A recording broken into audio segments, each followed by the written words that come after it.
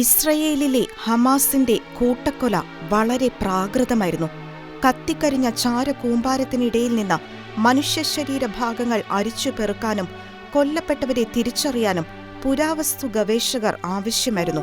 Israel പുരാവസ്തു അതോറിറ്റിയുടെ സഹായത്തോടെ പുരാവസ്തു സാങ്കേതിക വിദ്യകൾ ഉപയോഗിച്ച് കുറഞ്ഞത് 10 പേരുടെ മൃതദേഹങ്ങളാണ് ഗവേഷകർ തിരിച്ചറിഞ്ഞത്. കത്തിക്കരിഞ്ഞ ചാരകൂമ്പാരമായ കെട്ടിട അവശിഷ്ടങ്ങൾക്കിടയിൽ നിന്ന് മനുഷ്യശരീര ഭാഗങ്ങളും കണ്ടെത്തിയ പുരാവസ്തു ഗവേഷകർ തങ്ങളുടെ ദീർഘകാല പരിചയസമ്പത്തിന്റെ വെളിച്ചത്തിൽ ഇത്രയും കിരാതമായ ഭീകരപ്രവർത്തനങ്ങൾ ഹൃദയഭേദകമായിരുന്നുവെന്നും വെളിപ്പെടുത്തി. കത്തിനശിച്ച ഫോണുകളും പേഴ്സുകളും തിരിച്ചറിയൽ രേഖകളും ചില മൃതശരീരങ്ങൾ തിരിച്ചറിയുന്നതിൽ നിർണായകമായി. അസ്ഥികൂടങ്ങളുടെ ശേഷിപ്പുകളും എല്ലുകളുടെ ഭാഗങ്ങളും കാർപ്പറ്റുകളിലുണ്ടായിരുന്ന രക്തശേഷിപ്പുകളും DNA പരിശോധനയ്ക്കായി അയച്ചു. കാണാതായവരെ പറ്റിയുള്ള അന്വേഷണത്തിലും മൃതശരീരങ്ങളോടുള്ള ആദരവിലും ഇസ്രായേൽ പുലർത്തുന്ന മാന്യതയും പ്രതിബദ്ധതയും തെളിയിക്കുന്ന ദൃശ്യങ്ങളാണ് പുറത്തുവന്നുകൊണ്ടിരിക്കുന്നത്.